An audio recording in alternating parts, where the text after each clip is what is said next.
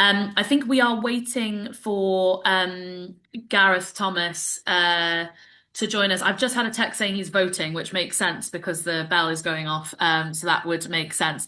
So Gareth Thomas, who was a long time parliamentary chair of the Co-op Party and a long time Co-op MP, has been leading this work in Parliament, working with ourselves and with a broader coalition interested in this issue.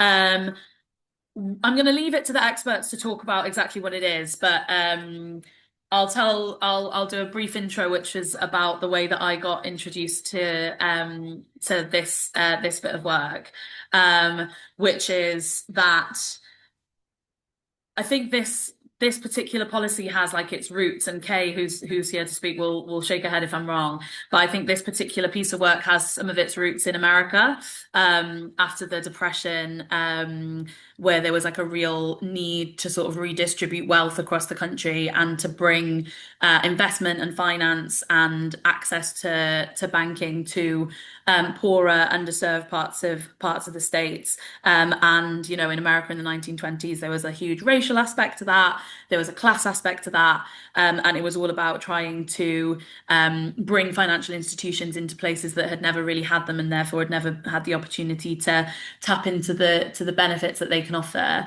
And they established the Community Reinvestment Act in the US, which essentially forces big financial institutions and big banks to pay for financial services in underserved communities. It's a really radical bit of policy, and I think it's still going in the US, so it's really like stood the test of time. And we as a Co-op Party have been interested in what a UK version of that would look like for a really long time. It's been run as a 10-minute rule bill previously many years ago, and it's been run as a 10-minute rule bill again, which we'll hear about. So I'm going to shut up because I'm very much not the expert. I'm going to introduce Kay, who's with us, Kay Polly, who's from the Finance Innovation Lab, and is involved with this brilliant coalition, the Fair Banking for All campaign, which brings together a bunch of different organisations interested in this area. I'm going to hand over to Kay to chat us through some of the context, and then hopefully Gareth will have arrived back from voting and we can hear from him about the bill. Is that all right, Kay? Excellent, lovely. Thank you so much. So yeah, Caitlin's exactly right. This piece of legislation is based on the Community Reinvestment Act that has been in place in the US since the 70s. It was in direct response to redlining, where banks would take a map, they would draw a red line around a community, and they would say, we're not going to lend to anybody who lives in this community. People in that community could be customers, they could come in, they could put money in the bank, but they couldn't get a loan. And that red line and those community divisions were based entirely on race. So it was very openly blatant racism from the major banks. So that piece of legislation, thanks largely to community organising, came in place since the 1970s. It's had really cross-party support, or sort of bi-party support in the US. It's something that's been really universally welcomed by both sides of the political spectrum, and it's been really, really effective in boosting the credit union sector in the US. So in the UK, we'd like to see a UK version of that brought in here. It would mean that, first of all, the major high street banks would have to disclose information on who they're serving. So that would be a major step forwards. First of all, they'd have to disclose data on who they're lending to, where those communities are, and then we can look at that and say, actually, you are excluding certain groups of people, and those banks would be given a rating. If they're not excluding people, they're already doing a great job. Absolutely brilliant. Carry on. If they get a poor rating, they have to take action to improve that through either expanding their own affordable credit programs or by working with partnerships with people like credit unions and CDFIs, who are amazing not-for-profit lenders who are really rooted in local communities across the UK. And they do a fantastic job already of being able to really sit down and understand somebody's circumstance. And if an affordable loan is appropriate, then they can make that loan to that person. But it's not a computer, it's not an algorithm, it's very much more relationship based. We're really unusual in the world in that that sector, that purpose-driven finance sector, is really, really small in the UK. If you compare that to any kind of equivalent economy, we are very much the outliers. So we think that that should change. We see the Community Reinvestment Act brought to the UK through a Fair Banking Act as being one of a really, really effective ways to do that. It would, just in terms of the impact it would have, we have a policy paper and we've done loads of research with economists in terms of what this was actually mean. Firstly, it would dramatically improve the people on the lowest incomes and what they're having to pay. So our point of view is that borrowing certainly isn't the answer to the cost of living crisis, but everybody really needs to borrow money at some point in their lives. And when you do need to borrow, we think that that should be fair and you shouldn't be having to pay exorbitant amounts. So at the moment, a lot of people on very low incomes, if they want to borrow a relatively small amount of money, they might go to the bank, they're turned down instantly, they don't get a reason why. And then their options are really high cost credit, like payday loans, or maybe going to illegal lending, like a loan shark that's in the local community. Because of that, people are paying a huge poverty premium. So people on the lowest incomes are paying absolutely exorbitant rates just to borrow small sums of money. So instantly, it would really kind of open up access to affordable credit for the people who need it the most. Secondly, it would also do that for businesses as well. So CDFIs, community development financial institutions that I mentioned, are also not-for-profit lenders, but they tend to lend mainly to businesses. And again, they're able to sit down with somebody. It's not kind of an online computer algorithm. They go through their business plan. They can give them support if they need, and they really get to understand whether that is a viable business. And they make really, really small loans. So I don't know what your kind of frame of reference is, but quite often a credit union might be lending, say, £500. A small business loan might be £3,000. So relatively, really, really tiny amounts of money, but to really viable businesses and to people who are able to then pay that back and improve their own standing, really. So those CDFIs, I think, were the last stats that we had. 95% of the businesses that they lent to had already been turned down by mainstream finance. So I think that just really shows that the system that we have at the moment just really isn't working. It's not serving businesses. It's not enabling growth.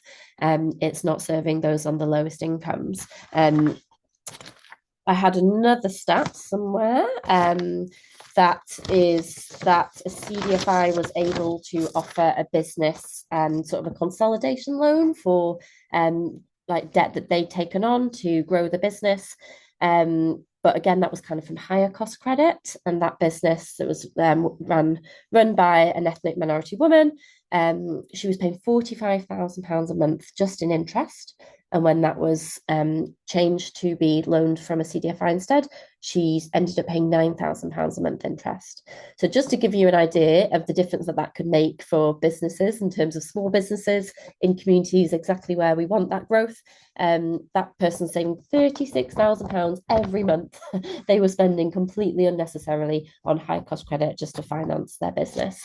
So we really see the Community Reinvestment Act. I think Caitlin's right. It is bringing that into the UK as a fair banking act. It is radical. It would change the system. But at the same time, it's really a common sense and proportionate approach. It is sort of asking mainstream lenders to really take more responsibility, to share more data on who they're doing, and to really step up rather than just being able to say no, to really kind of enable people who can be lent to appropriately and responsibly to access affordable credit. And I'm not to say that banks are not doing some of that already. There's been really, really good examples with high street banks working in partnership, particularly with the CDFIs. There's a new CDFI roadmap that just been announced. I don't know if anyone knows about that, where banks are looking at putting more funding in, which is amazing, and we really applaud them for that. But it isn't being done on a consistent basis across the board. That's being done on an ad hoc basis. If one CEO kind of thinks it's a good idea, it can happen, but there's no guarantee for that to keep happening. And where we've seen previous voluntary agreements with banks being put into place, that's not always kind of been that effective. So that's why we think that legislation is really the way forwards. I'll stop there, Caitlin, but I'm happy to talk more or answer other Yeah, questions. great. Yeah, no problems. I've received notification that there are 4 votes happening in the House of Okay. Commons tonight. So we will. It's a good job Kay is here because otherwise it would have just been me talking about something that I'm definitely not an expert in. So everyone's very grateful to have you, Kay. Not a problem. I wonder if you want to talk a little bit about the bill itself, which I know that yourself and your colleagues worked on a lot, and sort of the sort of reception to it. And then I had a couple more broader questions for you. But as Gareth's not here to speak to Yeah. the bill, if he comes and repeats himself, then people will hear it twice, and that's okay. Yeah. Um, Yeah, so the bill was to really get a form of the Fair Banking Act into legislation, and we're really, really grateful that Gareth's really championed it, did a fantastic speech, which is available to watch or read if you haven't already seen it online. And that really got a broad range of support. So Gareth managed to get a lot of co-sponsors for it. We're really pleased that the Co-operative Party obviously supports, the Liberal Democrat Party also supports, lots and lots of individual Labour MPs and members have also been supporting. So it's kind of quite an interesting one where it actually feels like there's not a huge objection to it politically. There's actually a lot of warmth towards it, but it isn't being pushed forwards. And we totally understand there's a really busy political agenda at the moment. The government did publish a financial inclusion strategy a little while ago, which includes some elements of this and some support for the credit union sector, which is great, really, really welcome to see. But actually, it is nowhere near as ambitious enough as it needs to be. So really what I think we're trying to say and to try and develop kind of a cross-party political agreement is that actually this is a really great opportunity. We can add on the Fair Banking Act to really just be a bit more impactful. right. That answered your question. The bell's going again. So That more might be the second voting. one. This is chaotic vibes from me. So one of the things that we tried to communicate a little bit in our sort of communications around the bill was trying to do some myth busting, I guess, about credit and like what credit is and who's affected by Yeah. good credit or poor credit or whatever it might be. And I wondered if you wanted to chat a little bit about sort of what sorts of communities are most at risk of financial exclusion, whether that's something that's changing.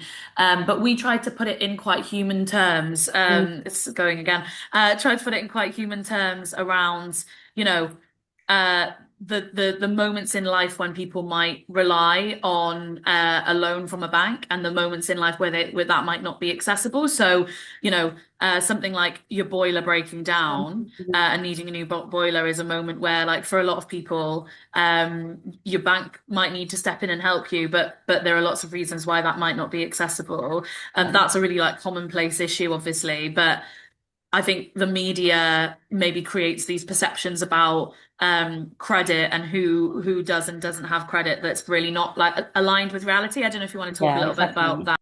Yeah, definitely.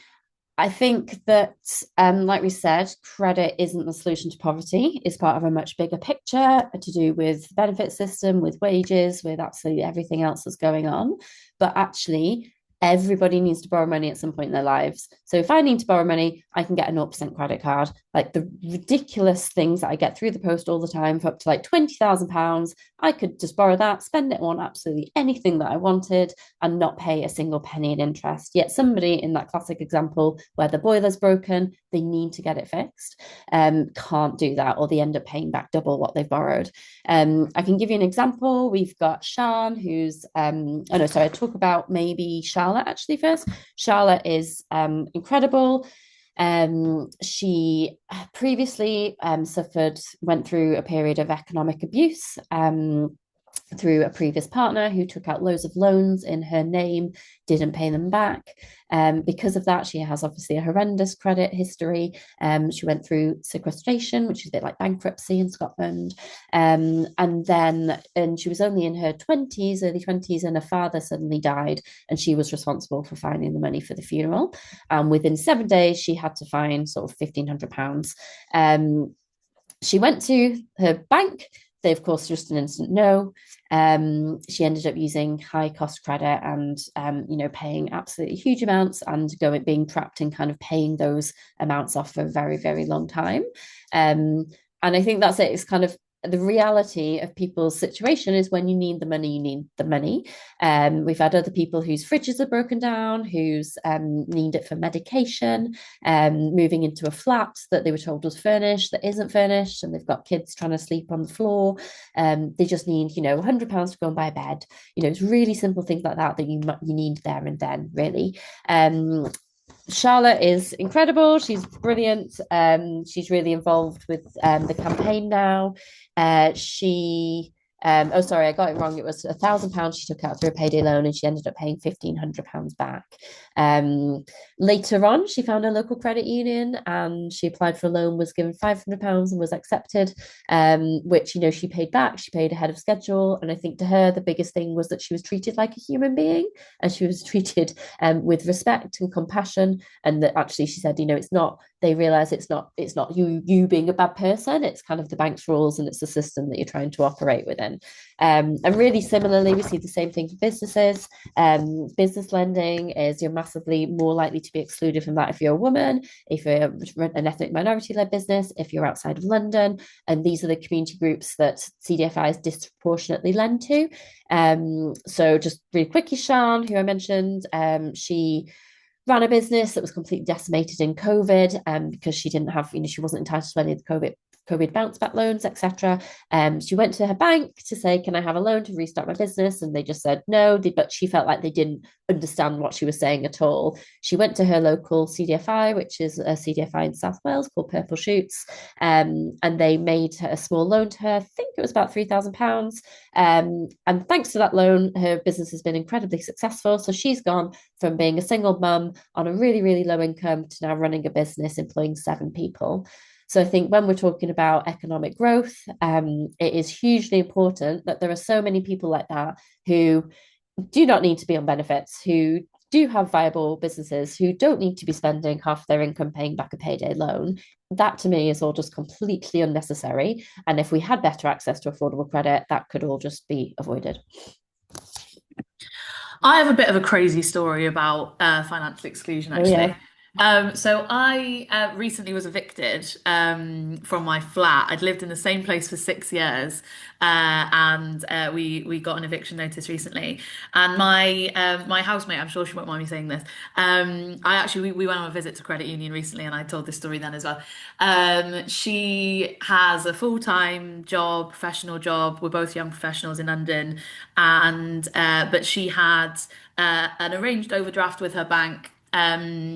That she had like an approved agreement to pay off monthly, and it was if I say it was like less than £1,000, it wasn't even 4 figures. And we applied after being evicted. We applied quite quickly for 2 other flats, and she was rejected on the basis of having an overdraft. Which is like to me absolutely crazy, because that is a person with a steady full-time job, absolutely no reason to believe that she couldn't be paying monthly rent, being excluded from something as basic as the rental market. And Mm-hmm. that whole incident coincided with our work on sort of credit unions and on this Fair Banking Act. So it felt very close to home, to be Well, I'm honest. sorry you've been through that. That sounds very It's all right. stressful. Don't worry, everyone. We've got a flat now. It's Great. fine. I'm Yeah. not. I'm not living in this office in Parliament. It's Great. okay. Yeah. Yeah. It's I okay. think quite often one of the big issues is that people get this automatic rejection and they don't know why, so they're not even given a reason. And that example we had of a single mum moving into a flat that she was told was furnished and was not. She applied for a loan. She was working full time for the NHS, and I don't know why. She doesn't know why she got rejected for a loan, potentially because she hadn't had a loan before, this kind of lack of credit rating being as bad as having a bad credit rating. And in that situation, she's like, she's like, it's the winter. I couldn't have my kids sleeping on the floor. I needed, 150 quid for a bed. But she found her friend told her about the credit union, and it was just like this relief. And they just said, yeah, here's, she said, can I borrow more? They said, actually, no. But yeah, what do you need right now? £150, buy a bed. Brilliant. Bought a bed. Her kids could sleep in it that night, paid that back. Then she said, actually, and then she's kind of building up her credit rating as well. So yeah, those kind of situations are just like, yeah, you just need to borrow the money. Crazy. And that's exactly part of what this is trying to solve. I've got some I'm keeping an eye out for Gareth, but I've got some member questions coming through to me on the Great. chat. Thank you for sending them. If anyone wants to ask a question with a hand, please stick it up now. But I'm going to go through the questions that have come through, and I'll put them to UK, and then I'll give a less expert view, but can give the sort of co-op party view as well. So I think you touched on this a little bit in your opening, but there's a question here about sort of high streets and how Yeah. and you talked about CDFIs, which Mhm. is Community Development Finance Institutions. I'm Yeah. trying to jargon bust as we go along. Um, but what's the interaction between the Fair Banking Act and the sort of coalition and sort of high streets work? And is the idea that by bringing access to finance to areas that have maybe been excluded, that helps more broadly with the local economy as well? Yeah, definitely. I should have mentioned at the beginning that it's not just the Finance Innovation Lab working on this. So it is a campaign, a coalition of, I think, 37 organisations now, all kind of working together to call for this. I think in terms of, yeah, lack of access is a major issue. And that's something that I know a lot of MPs are really interested because it's affecting so many people in their constituencies, that people can't go in to see a bank anymore. Uh, I think credit unions and CDFIs, they are kind of sorry, locally rooted. So they tend to have a local office, they know their members or their customers, and they can sort of bring that local community knowledge as well. The issue is that they're just not big enough. So they are tiny compared to the size of the banks, even though they might have more of a physical presence in some areas. They don't, they can't compete. So that's why I think we need the Fair Banking Act to boost the capacity of credit unions and CDFIs so that then they can have more of a presence in local areas. Because I think one of the biggest issue is that people don't necessarily know what they are. Like you say, what is a CDFI? What is a credit union? Is it a bank? Is it different? People don't know that they're there to support them. And also, they can't support everybody. And this is kind of something really important thing that they don't just give out money to absolutely anybody. They still have robust processes. Their lending is still responsible. They can just lend to a much wider range of people, quite often people that the bank said no to, as we've heard. But they can do that with kind of in more of a relational way. And they can also say to people, are you actually claiming all the benefits you're entitled to? Do you have home insurance? So it is kind of building that financial resilience as well as, I think anything that stops money going out of the local economy through the poverty premium is, hugely important for community building. Yeah, I totally agree. And I think it's worth saying on CDFIs as well, it's sort of moving slightly away from the topic. But one thing that we're working on from my team in the party, in the politics team, is making sure that the like investment in CDFIs, which is brilliant, is going to that co-ops and like alternative business models are going to be eligible for that, because and that they can access that finance. All of our members on this call will have heard us talk a million times about access to finance being a huge issue for cooperatives and for mutuals and for small kind of community-owned enterprises. Being able to access something like a CDFI, which is a type of lending that they should be able to tap into, is going to be really key. So that's something that we're working on quite a lot at the moment. And I would anyone that's interested in sort of high street stuff. If you have a look at our Community Britain reports on the Co-op Party website, our last one, Grassroots Growth, has a whole load of ideas about high street regeneration and how co-ops sort of play a role in that. So a little plug for a report that we did last year there. That's great. I'll do two questions at once, so we're rattling through.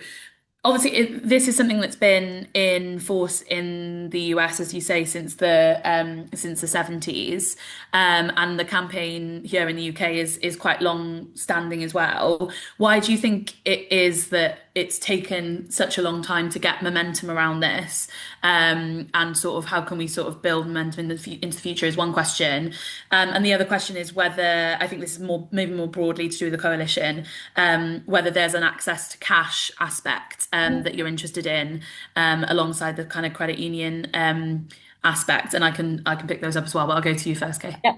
So the coalition question is probably access to cash is probably more straightforward. It is a really important part of it, but we're really focused on access to affordable credit. So I think because there is so many elements of financial exclusion, we see the one that is creating the most issues for people's day-to-day lives, that is stopping businesses from growing, is really that access to affordable credit, which is why we're focusing on that. The terms of the why is it taking so long, that is a great question. As I said, I think it is a really practical, proportionate, common sense measure. I think the power of the banks is probably an honest answer there, and some perhaps hesitance to be seen as bringing in more regulation or any more kind of obligations on the banks. And I think that overall, though, I think it feels like everybody agrees this is a really good idea, that they could see the impact that it would have, that maybe these kind of question marks about wanting to kind of compel banks to do something, but also it's just not high enough up the political agenda. It's not seen as relevant to the cost of living crisis, relevant to growth in the way that it should be, because it is so inextricably linked. And I think it is quite a hidden part of the cost of living crisis. And I think particularly it's not something that people talk about. So when we talk to MPs and they say, what are people coming to you around financial exclusion? It is about bank closures, access to cash, totally important issues that are affecting people's lives. But that kind of, oh, I borrowed money and now I got into really big trouble with it and I'm struggling to pay back this payday loan, isn't something that people think they should go to, seek support with, or would talk to an MP, or would talk to even their friends about, because there is this huge stigma and shame. And quite often people borrow a really small, relatively small amount of money. They can't pay it back the next month, then it gets worse, and it gets worse. But they think, oh, I was stupid, I've done it wrong. And, I was this kind of shame around it. So I think because of all of those factors, it's something that kind of maybe isn't seen as much of an important issue as it really is. How we're building momentum now, I think, Gareth's role's very important in that. We're really, really grateful for his support. It's been really brilliant having the 10-minute rule bill to kind of really, oh, here he is, to bring attention to the issue. We also had a Channel 4 documentary with Michael Sheen last year, which has been amazing, and just all the support that the Cooperative Party has been doing. What we're looking to do is really get that even higher up the agenda, so that then we can take it to Lucy Rigby, the Economic Secretary to the Treasury, to really say, actually, this is a brilliant addition to your financial inclusion strategy. This is really the way forwards. Great. Thank you so much for that. I'm gonna pause on questions because I can see that Gareth Thomas has arrived. Has he arrived? Yay! Here he is. Gareth, we knew you were voting because the bell in my office keeps going off, and I'm having to shout over the top of it. So all good. We've just been talking. Kay's been taking us through the sort of broader context to Fair Banking Act and talked a little bit about the bill. As we've got you, I don't know if you want to talk a little bit about why you wanted to get involved with this, why you've been campaigning for this for several years, and why you sort of see it as so important. And then maybe we'll have time for a couple more questions at the end. Is that all right? I think I heard most of what you were telling me to do, Caitlin, but apologies if I get it slightly wrong. So hopefully Kay has answered and dealt with all the difficult stuff. But so let me say why I think a fair banking bill or a US style Community Reinvestment Act in the UK is really important. I think it's for two reasons. One, I think the number of people in the UK who are financially vulnerable is really stark. A massive increase since 2016 in the number of people who feel financially vulnerable. That speaks to the cost of living crisis, of course, and we need to tackle the broader issues around people's incomes and the affordability of what people want to do. But we also need to put in place, it seems to me, better access to support when people need it. And that means trying to widen the credit union access to credit unions and also to community banks. That's one part of the case for a Fair Banking Act, for a UK version of the Community Reinvestment Act. But I also think there are an awful lot of small businesses or people who've got business ideas who struggle to get access to the finance that they need to make their ideas a reality, to bring them to life, to set up a business.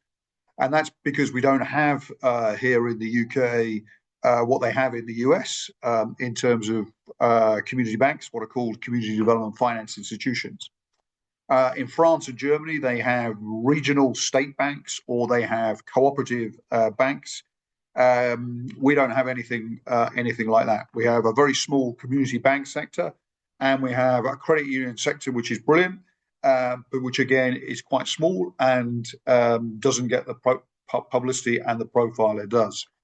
So what a Fair Banking Act would do, in my view, is shine a light on those who need to have access, to get access to fair banking, would force our big financial institutions to work with government and regulators to understand who is not getting access to capital when they need it, and would hopefully create incentives for the big banks to invest in credit unions and in community banks.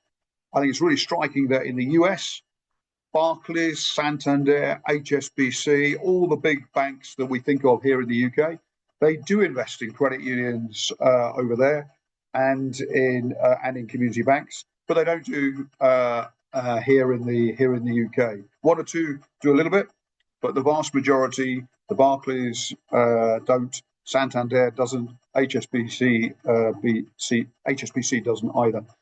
So what a Fair Banking Act would do would create the incentives for those banks to work with credit unions here, to work with CDFIs here, and would allow government and councils and people who live locally to track who's getting access to serious support from the main banks and who isn't, and to think about, as a result, what policy initiatives do we need to put in place to sort that out. I suspect Kay's already gone over that, so let me stop at that point and try and answer one or two questions before I have to shoot off and vote again. Great, thank you. Just to add to the chaos of this call, I've switched to my phone rather than my laptop because my laptop was dying. So everything's going perfectly well. Gareth, I wondered, before, I've got a whole list of questions that have come through on the chat.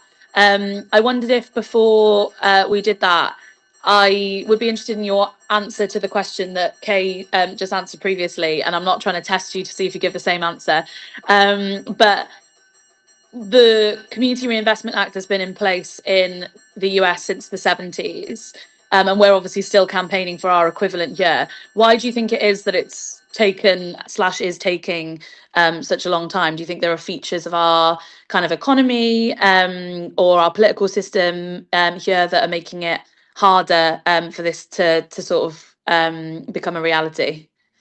So I suppose in the US, I think the sort of Community Reinvestment Act grew out of the civil rights movement, identifying that banks weren't lending into what were perceived to be the places where Black people lived. So there was and it was very stark. And I think that created a political head of steam for the legislation to be introduced. That and the fact that in the US, if you're a bank and you want to take over another bank, if you want to get a banking license in another state, you have to have a good rating from the regulators there. We don't have that requirement here in the UK, and we haven't had quite the same issues in such a stark fashion around lending to ethnic minorities here in the UK. So I think that's part of the politics of it, and I think we got a commitment to a US-style Community Reinvestment Act in the 2010 manifesto. It was there in the 2015 manifesto. We need to remake the argument here in Parliament, in this Parliament, for it to happen. I think there is interest in CDFIs, there is interest in credit unions, but we need to join the dots with some of the work that, for example, the Independent Commission on Neighbourhoods has done, identifying those areas which are significantly lagging behind the left behind communities that Boris Johnson exploited during the sort of Brexit battles, and to say, well, these are those areas. We know there's not enough lending for small businesses, for credit unions in those areas. This is the legislation that helps to solve that problem. I apologise, A, for being very late, and B, the division bell's just gone again, so I need to run. Yeah, I think that's fine. Gareth, thank you. Thank you for popping your head in. Appreciate it. This is like, it's like when people say the dangers of working with live animals. This is the dangers of working with MPs. Because they have to disappear. Off you go. That's fine. We're gonna finish up shortly anyway. Thanks, Gareth.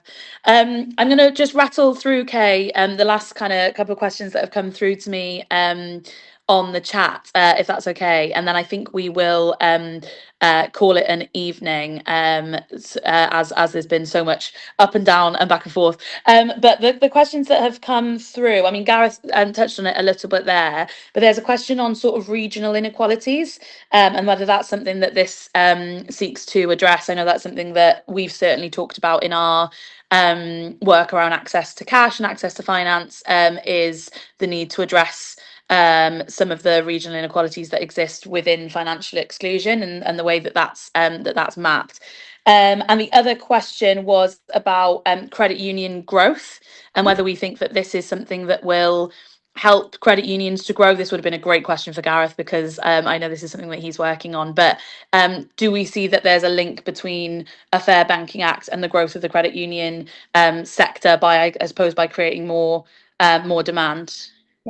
So, yes, so yes, we're aiming not through, I guess, creating more demand, but creating more availability. But yeah, I'll come back to that. So in terms of the regional inequalities, yes, absolutely, because you're much less likely to get mainstream lending if you're in an area of high deprivation, as well as, kind of, as we know, if people have multiple inequalities and multiple things that are influencing them, that doesn't just add together, it massively compounds. So if you kind of look at and this is exactly what we'd be able to see a bit more clearly once data is disclosed by banks, as to those kind of areas. We're not saying we have that stark redlining like there was happening in the 1970s in the US, but certainly lending is much, much lower, particularly if you're trying to start a business in an area of high deprivation, which you'd argue is exactly where we would like new businesses to be starting and growth to be happening. So yes, and again, CDFIs loan disproportionately to people outside, to businesses outside of the southeast of England. So yes, it's yeah, it definitely would address that, and massively looking to boost the credit union sector through this legislation. That was, in fact, mine and I job share with Sam. Our role was created after the back of some research that the Finance Innovation Lab that had done to say, why is the purpose-driven finance sector, so credit unions, CDFIs, etc., why is it so small in the UK? They'd published this paper, they'd looked at the barriers to growth, and then we were brought in to say, okay, well, what can actually change? So our originating purpose is actually to grow that purpose-driven finance sector. So we're very much all about seeing how credit unions and CDFIs can grow. I think, as we've mentioned, one of the main issues at the moment, they're doing an amazing job. We love credit unions, but they are so small comparatively. So this would really boost the sector really dramatically. I think there's something as well about, like, the more campaigning that we as a movement, and certainly like we as a co-op party, can do on credit unions in general, it's an awareness piece as well. I think there's like a relatively low awareness of credit unions, what they do, what they offer, and part of the thing, we visited a credit union recently, and one of the things that they were saying to us is that they want to try and grow their membership proactively before the time of crisis, because a lot of the time people will get to a credit union when they really need help, and the credit union is there to help them, which is obviously fantastic. But they want people to sort of be there, help be helped in saving, be helped with kind of the proactive aspects of their work before that crisis point hits, and to sort of do some of the damage mitigation, which I think is absolutely key. I'm going to do a couple of final questions, and then we'll do this as the final round, I think. I've got a question here, which is about sort of people locked out of traditional banking, which we've certainly talked about, but I think is a particular case study here. So says, I help recently arrived refugees who've been given approval to stay in the UK. The first thing they need is a bank to receive wages, universal credit, but many will struggle to open one with the ID they have. How do we think this will help people locked out of traditional banking? And then there's a question about sort of members and councillors and what they can do to help. So I don't know if there's any asks from the coalition, Kay, but I can finish that off maybe with some co-op party bits. So any final reflections based on those from you? So people who are specifically excluded from banking is a slightly parallel issue. So I think, as I said, we're focused specifically on access to affordable credit. It is really difficult if you don't have a bank account in the first place. Then yes, very obviously you're not going to be able to get a loan from a bank or from anybody. So I think that's a really important issue. An organisation that has actually just joined the coalition is an organisation called RefuAid, who are incredible, and they lend to people who've got refugee status. And quite often that was around, it can be around family reunification, so people getting the rights to reunite with their loved ones. But there's a really short window to actually arrange that within the visa. And if they miss that window, they just can't do it. So people were not being reunited, even though they had the legal right, because they couldn't afford the flights. So a few £100 loan for the flights within that short kind of couple of weeks. Or quite often the big demand is for medical professionals to do their recertification in the UK.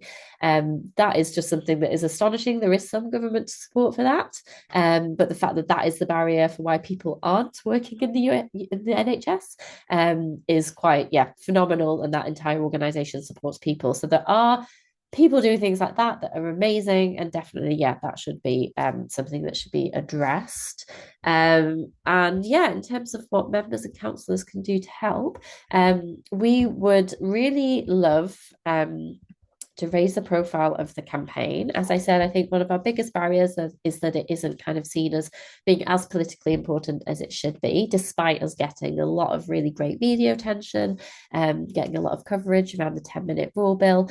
So what is really helpful is particularly if we can ask MPs, and even if it isn't a co-op or even a Labour MP, if you've got that relationship locally, asking them if they support the Fair Banking Act, and if they will write to Lucy Rigby asking her to bring it in. We can kind of be more specific. If people really want to get involved in the campaign, that would be incredible. I'll put my details in the chat so you can get in touch if you want to talk about that more. Great. Yes, please do. Please do that. That'll be great. And I think just a final piece from me, and then we'll let people go back to their Wednesday evenings. It's a slightly different piece from the Fair Banking Act. We would do the same in terms of encouraging members to raise the profile, and we can look into doing some more specific campaigning with members on it as well. But we are actually running a campaign that was launched last week, on something called Reform to the Common Bond in credit unions, which is what helps credit unions grow, basically. So it changes the profile of people who can join a credit union. It's something that a lot of credit unions have called for a really long time, and we are trying to put some pressure on the Treasury in government to introduce that reform, that long called for reform. And we've got a member petition on it, which I think my colleague Georgia has just popped in the chat. Please do sign it, help us apply some pressure, because if we can grow the credit union sector, I think that will only help in making the case for financial inclusion and Fair Banking Act, and all the many other things that we've talked about tonight. So please do that. I think the link is in the chat. We will leave it it there. Thank you so much, everyone, for bearing with us from the change from laptop to phone, the bell in Parliament, the MP arriving and leaving. Thank you for bearing with us, and thank you, Kay, so much for coming and sharing your expertise. We at the Co-op Party are obviously huge supporters of your campaign, and I know that our members will be hugely supportive as well. So let us know how we can help. I'll let everyone get back to their Wednesday evenings. Thank you so much for joining, and we'll see you soon.